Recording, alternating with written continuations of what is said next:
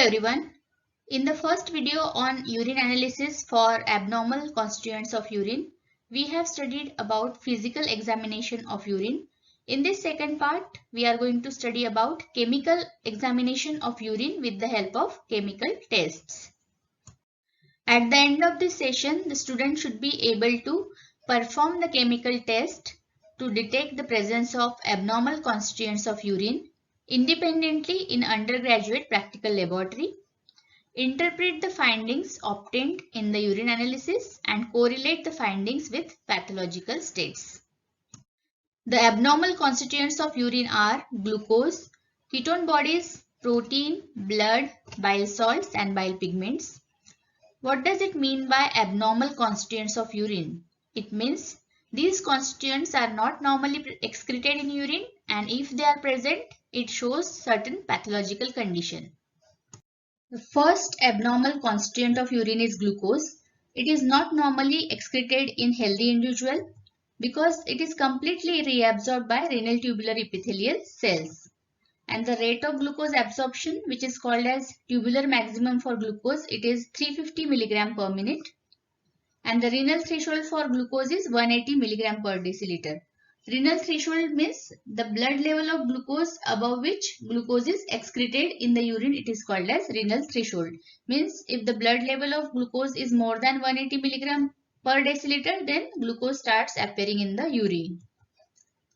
And the excretion of glucose in urine is called as glycosuria, and the test to detect the glucose in urine is a Benedict test. Benedict test is a test to detect the presence of reducing sugar in the urine, and the most commonly excreted reducing sugar is glucose. In the UG practical laboratory, the samples which are provided for urine analysis are artificially prepared. By looking at the color of urine sample, we get the idea about the abnormal constituent present in the urine. If the urine sample is red, we get a hint that blood may be present. If it is yellow in color, bile salt, bile pigment can be present, and if it is clear and colorless, glucose and acetone can be present. To carry out the Benedict test, we require urine sample, Benedict reagent, test tube holder, test tube and burner. In a test tube, we have to take 5 ml of Benedict reagent. It is a qualitative test, so we should take it approximately 2 finger breadth. And add 8 drops of urine. So here we are taking the sample from this container, third container having red colored urine sample which doesn't have glucose in it. Then mix it properly and boil. So you should take precaution to boil it intermittently. Don't keep the test tube in the flame constantly, and it should be away from the face so it should not cause any injury. After boiling, the color doesn't change, means the taste is negative. Now take a second sample where sugar is present. Add 8 drops of urine to it. Mix it properly and then boil in the flame intermittently. Now you can see, observe the change in color. The blue color is changing to green. So green precipitate is formed. Now green color is changing to yellow color. You can observe the yellow color. And slowly the color is changing to orange. Depending on the concentration of reducing sugar present in the urine, there is change in color, and if concentration is more than 2 gram%, then the color changes to brick red. So it is orange in color. The test is positive, means reducing sugar is present in the urine sample. Here you can see test tube number 1, the Benedict test is positive, and second and third Benedict test is negative. And depending on the color of precipitate, we can have the idea about the concentration of reducing sugar present in the urine, and that's why it is called as semi-quantitative test, because The color of precipitate roughly corresponds to the concentration of reducing sugar. Means if color doesn't change, the taste is negative and the sugar is not present in the urine sample. If we get green color precipitate, sugar present is 1 plus, that is 0.5%. If it is yellow precipitate, it is 2 plus and 1% sugar is present. If it is red precipitate, 3 plus, 1.5% sugar is present. If it is brick red, then 4 plus, more than 2% sugar is present. And 1% means 1 gram of glucose per 100 ml of blood. Though this test is qualitative test, it is called as semi-quantitative test because by looking at the color of precipitate, we get a rough idea about the concentration of reducing sugar in it. What is the principle of Benedict test? In the Benedict test, we use Benedict reagent which contains sodium citrate, sodium carbonate and copper sulfate. The glucose present in the urine, in the alkaline medium, it converts into enediol, which is strong reducing agent, and this alkaline medium is provided by sodium carbonate, and this enediol, which is formed from glucose, it reduces cupric ions to cuprous ions, and these cupric ions are provided by copper sulfate, which is present in the Benedict reagent. And then there is formation of cuprous hydroxide, which gives rise to yellow precipitate, and finally to cuprous oxide, which shows the red precipitate. The substances which produce positive Benedict test are lactose, galactose, fructose, pentoses, all reducing sugars, and except sucrose because it is non-reducing. And the non-carbohydrate substances which can give this test positive are homogenesic acid, creatinine at high concentration, ascorbic acid, salicylic acid. What is the function of sodium citrate? It prevents the precipitation of cupric hydroxide. So this is the principle of Benedict test. Coming to the interpretation of Benedict test, glycosuria is the presence of glucose in the urine. It can be a hyperglycemic glycosuria, means whenever there is increased glucose concentration in the blood and it increases beyond renal threshold and then glucose starts appearing in the urine, it is called as hyperglycemic glycosuria. And the most common cause of hyperglycemic glycosuria is the diabetes mellitus. And the other causes are like hyperthyroidism, hyperpituitarism, hyperadrenalism, or diseases of pancreas. But you should always mention the most common cause first. The most common cause of glycosuria is diabetes mellitus. And the second important cause of glycosuria is a renal glycosuria. It occurs in Fanconi syndrome. It is a renal tubular defect, that is there is a reabsorption defect. It is due to decrease in the glucose reabsorption capacity of renal tubular cells. Means there is decrease in renal threshold. Though there is normal blood glucose level, but because the reabsorption capacity of the renal tubular cell is decreased, means renal threshold is decreased, the glucose starts appearing in the urine. It is called as renal glycosuria. Second abnormal constituent are ketone bodies. There are 3 ketone bodies: acetone, acetoacetate and beta hydroxybutyrate. They are formed in severe uncontrolled diabetes mellitus and starvation. There is increased lipolysis, that is breakdown of triacylglycerol in these conditions of uncontrolled diabetes mellitus and starvation to form fatty acids. Fatty acids undergo beta oxidation to form acetyl-CoA, and this acetyl-CoA is a precursor for synthesis of ketone bodies. So acetoacetate is formed from acetyl-CoA, which is a primary ketone body which accounts for 20% of all ketone bodies. And this acetoacetate gives rise to acetone, which is about 2%, and beta hydroxybutyrate, which is 78%. And both acetone and beta hydroxybutyrate are secondary ketone bodies. Rothera's test is used to detect the presence of acetone and acetoacetate, and Gerhardt test is done to detect the presence of acetoacetate. For Rothera's test, we require urine sample, ammonium sulfate, sodium nitroprusside and strong ammonia. We have to take 5 ml of urine in a test tube.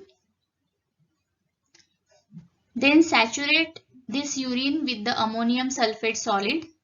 How to saturate? We have to add the ammonium sulfate crystal pinch by pinch to the urine sample. Mix it well, let them dissolve. After dissolving, again add ammonium sulfate, and a stage will come when the ammonium salt will not dissolve at all, means the urine sample will get saturated. And you will see the salt ammonium sulfate solid at the bottom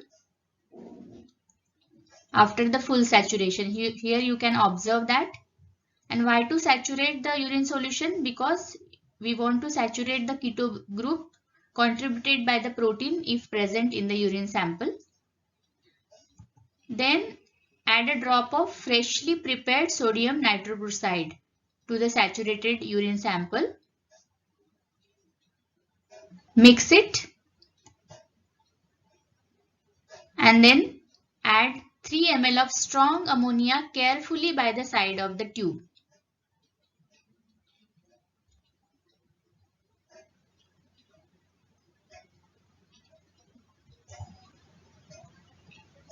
So after adding the strong ammonia carefully by the side of tube, we get the deep purple ring is observed at the junction of two layers, means acetone and acetoacetate is present in the urine sample. You can observe the deep purple ring here. So inference is acetone and acetoacetate is present. The principle of this test is the ketone bodies react with sodium nitroprusside in the presence of ammonia to form a deep purple color ring. The test for acetoacetate is Gerhardt test. In this we require urine sample and ferric chloride solution. The procedure is we have to take 3 ml of urine and add ferric chloride drop wise. So if acetoacetate is present, we get port wine color, but here we don't get port wine color, that is red color. It means that acetoacetate is absent in the given urine sample. The third important abnormal constituent is protein. Normal protein excretion is less than 150 mg per day, and for albumin it is less than 30 mg per day, which is not detectable by routine test or dipstick test. It is because of the glomerular filtration membrane which doesn't allow the albumin to pass through it. And this membrane consists of fenestrated capillary endothelial layer having holes of 70 to 100 nanometer. The second layer is of basement membrane, which is composed of laminin, inactin, type 4 collagen, heparin, heparan sulfate.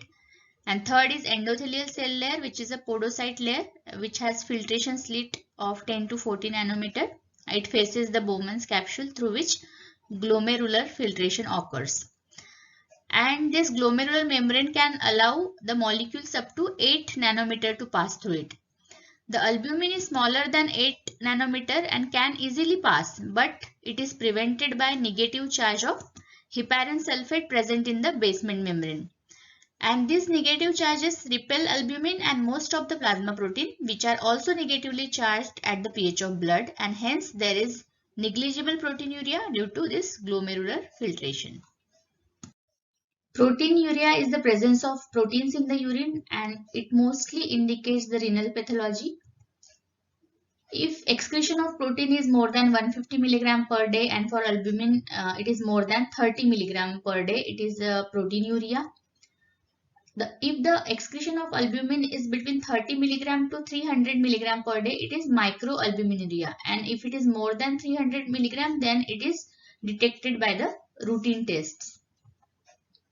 The proteinuria can be physiological, that can occur in severe exercise, high protein diet and pregnancy, and pathological in conditions like pre-renal conditions of intra-abdominal tumors, renal conditions like glomerulonephritis, nephrotic syndrome, diabetic nephropathy, hypertensive nephropathy, and post-renal conditions like inflammation in the lower urinary tract.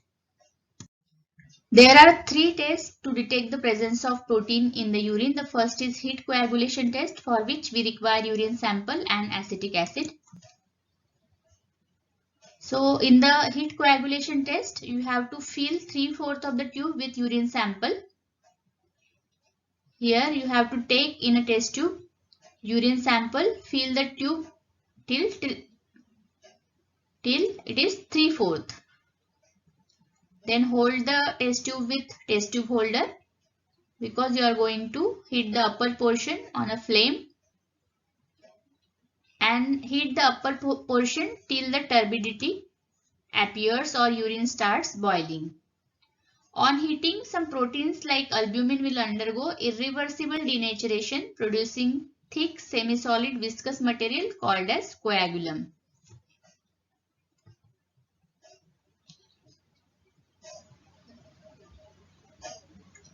So on heating, we can see the turbidity is there, coagulum is formed, and then you have to add a few drops of acetic acid to it, and white precipitate or coagulum is seen in the upper portion, which intensifies on adding acetic acid.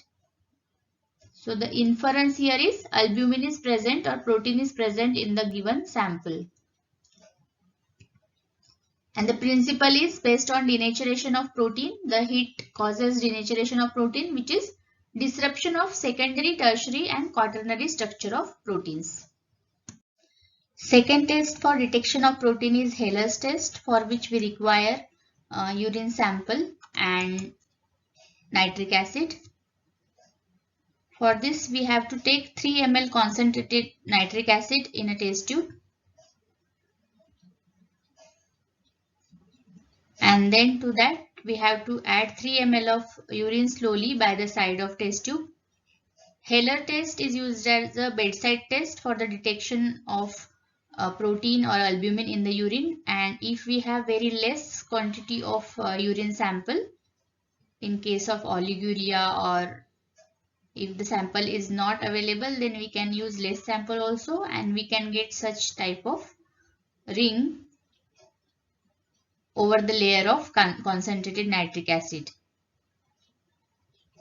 Else we can take 3 ml of urine if we have, and we get a white ring at the junction of two solutions, and the inference is protein is present, and the principle is based on the denaturation of protein by the concentrated acid. The concentrated nitric acid causes denaturation of protein, in which secondary, tertiary and quaternary structures are disrupted and primary structure remains intact. Third test for detection of protein is sulfosalicylic acid test, for which we require urine sample and sulfosalicylic acid. In this test, sulfosalicylic acid is required as a reagent. We have to take 3 ml of urine, and to that urine we have to add sulfosalicylic acid dropwise. In the qualitative test, you can use approximate quantity and mix the sample well, so you can observe the white precipitate is seen, and the inference is protein is present in the given urine sample.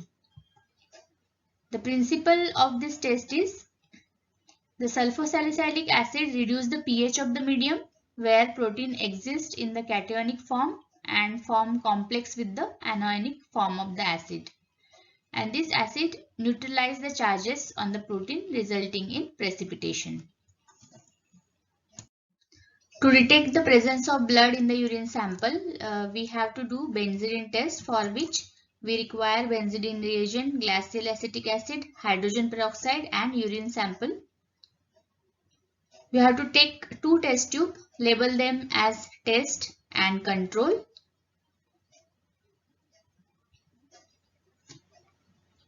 Add a pinch of benzidine powder in a test tube labeled as T. Add 3 ml of glacial acetic acid to it.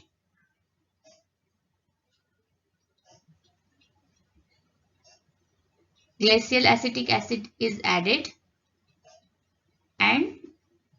Mix it well. Then add 3 ml of hydrogen peroxide.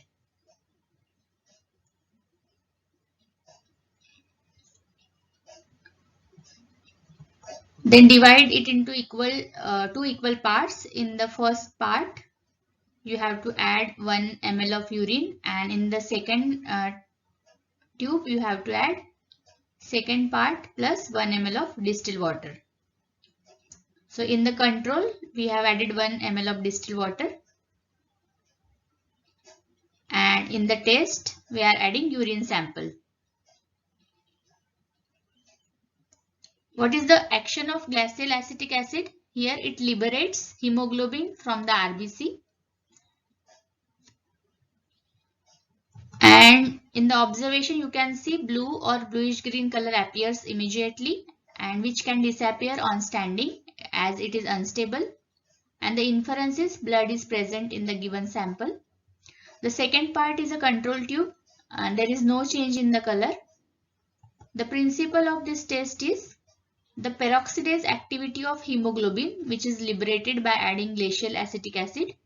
That peroxidase activity of hemoglobin converts hydrogen peroxide into water and nascent oxygen. The nascent oxygen combines with benzidine to form bluish green colored complex. Benzidine test is positive in case of hematuria, that is presence of intact RBC in the urine, and hemoglobinuria due to hemolysis. The hemoglobin is released in the hemoglobinuria. Hematuria occurs in conditions like acute glomerulonephritis, trauma to the urinary tract due to kidney stones. Urine appears cloudy red in hematuria. In hemoglobinuria, there is excretion of free hemoglobin followed by hemolysis. It occurs in malaria, severe burns, hemolytic jaundice, and enteric fever. The urine appears clear red in hemoglobinuria. The fifth abnormal constituent of urine are bile salts. They are sodium taurocholate and sodium glycocholate, which are formed from cholesterol. They are strong emulsifying agent. They are stored in bile in the gallbladder, and they reaches to duodenum through common bile duct. And bile salts have role in digestion and absorption of lipids. Haze sulfur test is done to detect the presence of bile salts in urine. To carry out this test, we require urine sample, distilled water, and sulfur powder. We need 2 test tubes. We have to label them as test and control.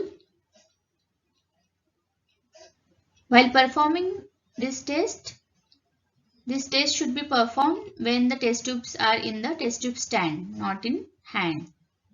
So take 3 ml of urine in a test tube, that is in a test, and 3 ml of water in a control tube.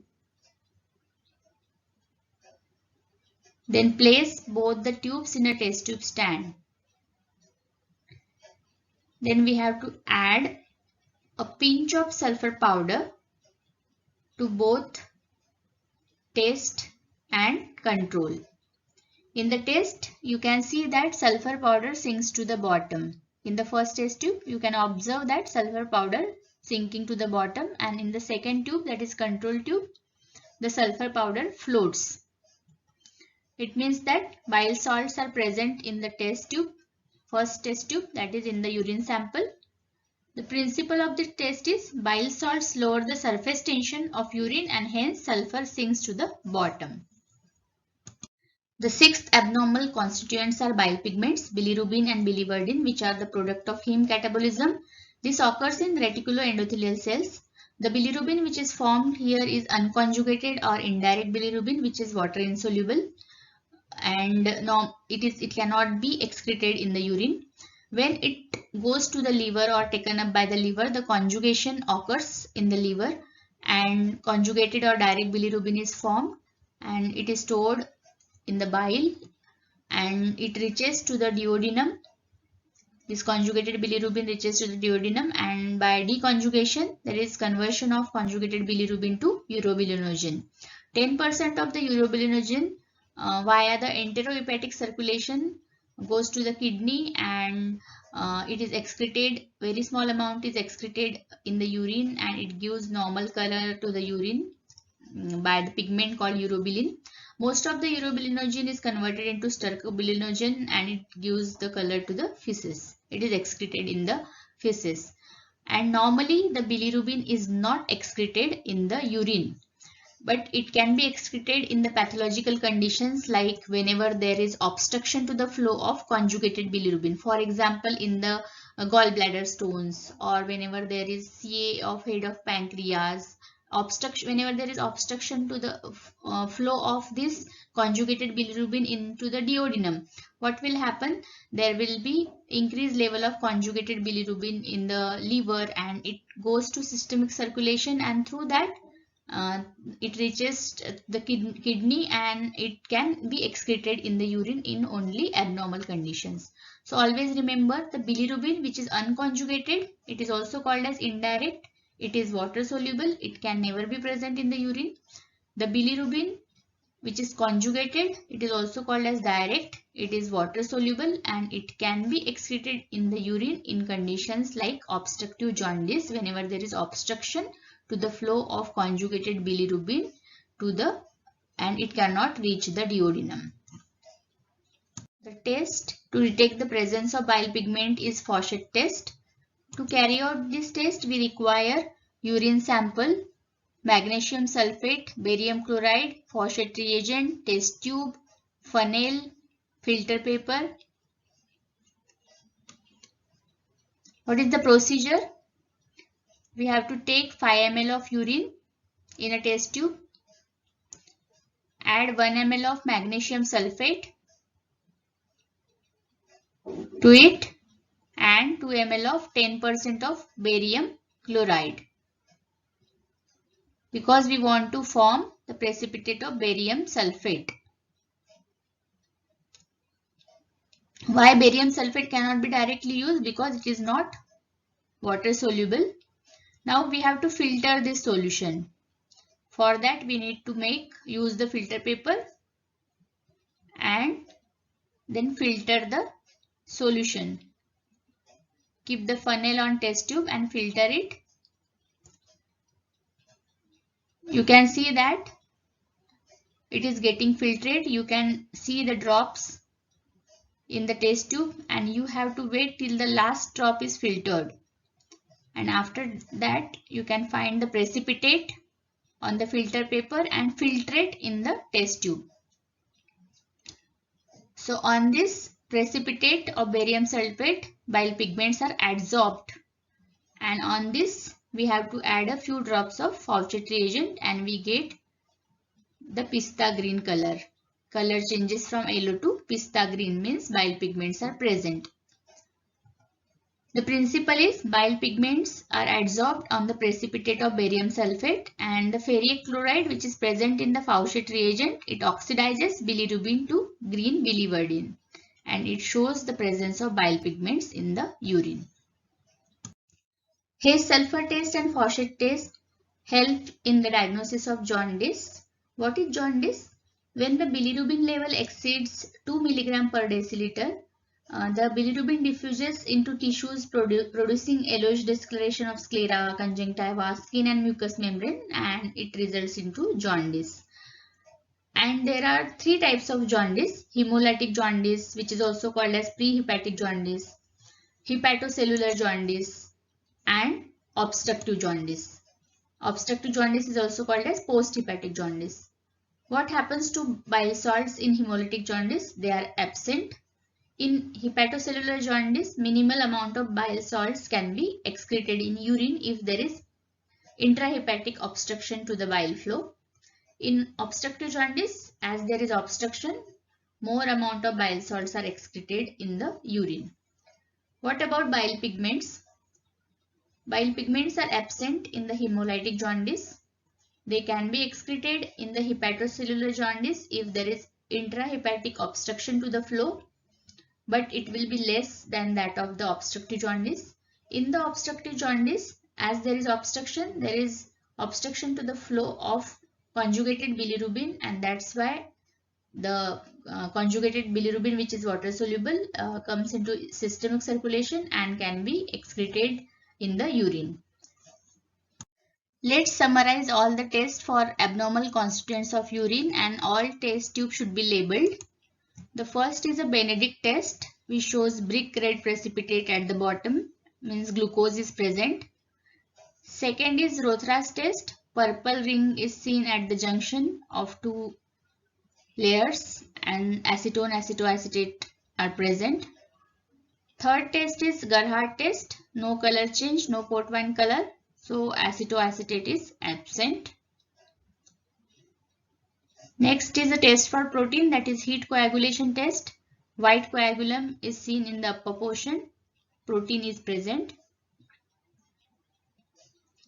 Haller's test. White ring at the junction of two layers. Protein is present. This is a bedside test to detect proteinuria. Sulfosalicylic acid test. White precipitate is observed. Protein is present. There are three tests for detection of protein. Benzidine test is for detection of blood. Bluish green color is seen. Blood is present. In this test, we use control also. So in the control, there is no color change. It is mandatory to do control in the benzidine test. Then Hayes sulfur test. Sulfur powder sinks to the bottom, means bile salts are present. In the Hayes sulfur test also, we use test and control. In the control, we used only distilled water, so sulfur powder floats. The last one is Fawcett test. Pista green color precipitate is seen, so bile pigments are present. In the next video, we will study how to prepare a urine report in clinical conditions like diabetic ketoacidosis, obstructive jaundice, and glomerulonephritis.